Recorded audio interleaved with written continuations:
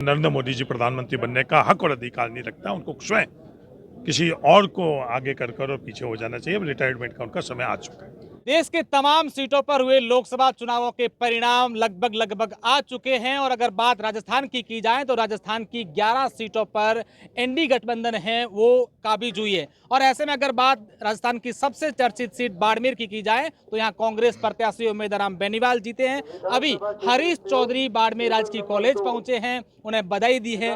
Sir, सबसे पहले तो आपको बधाई कि राजस्थान में 11 सीटों पर इंडिया गठबंधन की सीटें और बाड़मेर में जिस तरीके से आपने मेहनत की, पूरी मैनेजमेंट आपका रहा, उससे उम्मीदवार राम बेनीवाल जीत गए। क्या कहेंगे सर? क्या बाड़मेर के मतदाताओं को बहुत बहुत धन्यवाद, जो थार की अपनायत को जिताया है, जातिवाद को हराया है। जो धनबल था कैंपेन एजेंसीज के माध्यम से, जो करोड़ों रुपए दिल्ली में बैठे हुए मतदान की काउंटिंग से पहले तक उससे प्रभावित होकर और जिता रहे थे, जो कैंपेन जिस तरह से चला और एआई का जिस प्रकार से हुआ, तो वो सब चीज़ को पीछे छोड़कर और अपनायत और जो नौजवान छत्तीस कौम के बाड़मेर के थार के उनकी जीत हुई।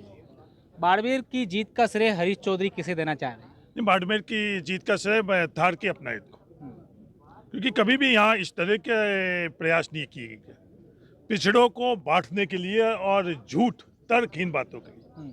इस तरह का मूल ओबीसी की बात करना और आधारहीन कि एक जाति विशेष उस पूरे के पूरे ओबीसी के हक को खा रही है। बहुत बड़ा कैंपेन ये चलाया गया और पिछड़े संगठित रहे, दलित संगठित रहे और गरीब अगड़े भी संगठित रहकर और सभी साथ में रहकर और जवाब दिया इस फैसले से।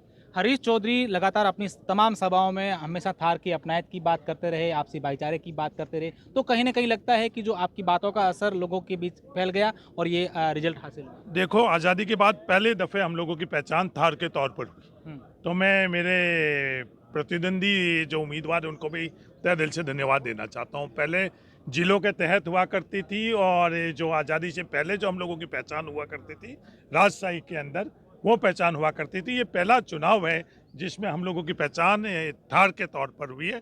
तो मैं तमाम जो उम्मीदवार चुनाव लड़े हैं और हम लोगों की पहल के साथ उन्होंने कदम से कदम इस पहचान के तहत की, तो बहुत बहुत उन लोगों को धन्यवाद। सर, अब बात अगर राजस्थान की कर लें तो राजस्थान में जिस तरीके से बीजेपी के दावे किए जा रहे थे, हम लोग क्लीन स्वीप कर रहे हैं, उसके बाद एग्जिट पोल आए, वो 5-7 सीटों के लिए, लेकिन यहाँ कांग्रेस 11 जो सीटों पर है, कांग्रेस उनका जो अलायंस पार्टियां हैं वो 11 सीटों पर काबिज हो गई। ये रिजल्ट किस तरीके से देखते हैं आप? ये राजस्थान में एक प्रत्याशी तो जीते हुए को हराया गया है। जयपुर ग्रामीण से लोकसभा का सदस्य अनिल चोपड़ा जीता है, पर जो संवैधानिक व्यवस्थाओं और संस्थाओं का दुरुपयोग करके उसको हराया गया, वो पूरा राजस्थान अच्छी तरह से देख रहा है। दूसरी बात मैंने बात करी एग्जिट पोल, सिर्फ एग्जिट पोल ही नहीं, जिस तरह के मीडिया के द्वारा मीडिया का चीरहरण हुआ है, ऐसा दुनिया के अंदर किसी भी लोकतांत्रिक देश के अंदर नहीं हुआ।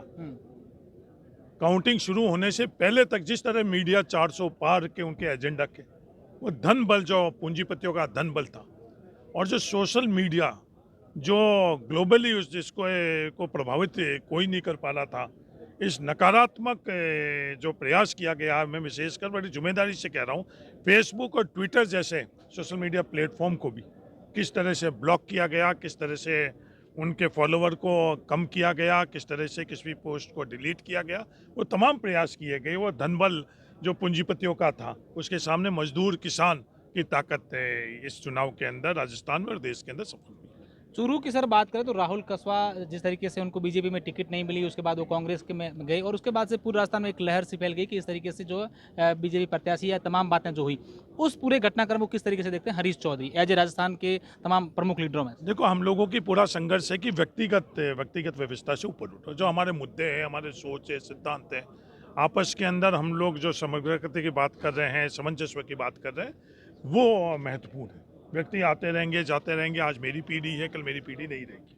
तो कांग्रेस की सोच, जो हमारे नेता खड़गे जी और राहुल गांधी जी की सोच ये है, उस सोच के तहत राहुल कसवा जी सोच के साथ आई हैं और चूरू की जनता ने उस सोच का साथ दिया, वो फैसला किया। ये इसके संदर्भ में व्यक्ति, जाति, धर्म, इस आधार के ऊपर हम लोग इसको समझने की अगर कोशिश करेंगे तो ये हम सब लोगों की भूल है। एनडीए दावा कर रही थी कि देश में 400 पार करेंगे, लेकिन 300 के अंदर सिमट गई। अभी आपने एक बयान दिया कि कल जो उनका बैठक बुलाई है उसमें वो लोग भी नहीं आएंगे, उनका विरोध करेंगे। क्या किस किस तरह देखते हैं? नहीं, जो क्षेत्रीय दलों के साथ जो कृत्य किए गए हैं पिछले 10 वर्षों के अंदर, वो क्षेत्रीय दल को अच्छी तरह से महसूस हो रहा।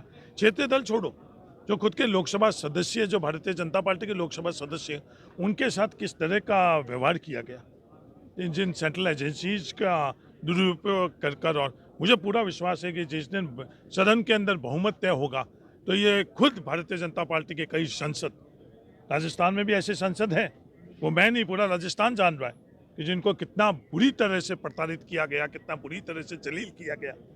ये समय है, मैं उनको अपील करना चाहता हूँ कि जब संसद के अंदर बहुमत होगा, इतिहास याद करेगा उन सब लोगों को जो लोकतंत्र के लिए खड़े रहे, जो संविधान के लिए खड़े रहे, इनसे दबे नहीं, डरे नहीं। राजस्थान की तमाम सीटों पर मेहनत करने के बाद हरीश चौधरी पंजाब गए थे और वहां पर 3 जिन लोकसभा क्षेत्रों की जिम्मेदारी थी, वो तीनों ही आप जीत गए हैं। कैसी किस तरीके से? नहीं, मुझे 3 की नहीं थी, हाँ, 13 की थी। 13 की थी। ये आपके पास जानकारी गलत है। मैं हाँ। 13 के 13 लोकसभा क्षेत्र में थे। मैं दक्षिण के अंदर था, पहले 6 प्रदेश में मेरे को जिम्मेवारी दी पार्टी ने, फिर पंजाब स्टेट के अंदर मुझे स्पेशल ऑब्जर्वर के तौर पर लगाया गया, पर कहीं भी मेरा योगदान नहीं रहा। मैं तो थे एक कार्यकर्ता के तौर पर उन लोगों का सहयोग करता रहा, और पंजाब के अंदर 7 सीटें कांग्रेस को जिताने के लिए तय दिल से मैं पंजाब के मतदाताओं को मैं धन्यवाद देना चाहता हूँ। केरला, तमिलनाडु, पांडिचेरी, लक्षद्वीप, तेलंगाना और कर्नाटका के मतदाताओं को भी मैं धन्यवाद देना चाहता हूँ। कांग्रेस के तमाम कार्यकर्ताओं को भी मैं धन्यवाद देना चाहता हूँ। तो क्या हरीश चौधरी का एक्सपीरियंस क्या कह रहा है? प्रधानमंत्री हो, नरेंद्र मोदी बनने जा रहे हैं, या फिर इस चीज़ें में भी कुछ बदलाव आगामी दिनों में देखने को मिलेगा? देश की राजनीति में कई उठापटक देखने को मिलेगी? नरेंद्र मोदी जी की शैली को रिजेक्ट कर चुका है देश।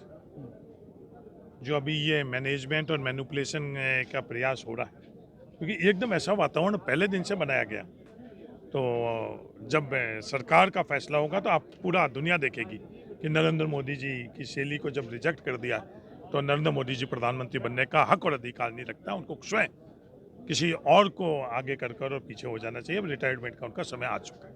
बिल्कुल, ये कांग्रेस के दिग्गज नेता हरीश चौधरी थे, जिन्होंने साफ तौर पर कहा है कि प्रधानमंत्री नरेंद्र मोदी के रिटायरमेंट का समय आ चुका है। सहयोगी जसवंत हैं, मैं आपके साथ अशोक शेरा।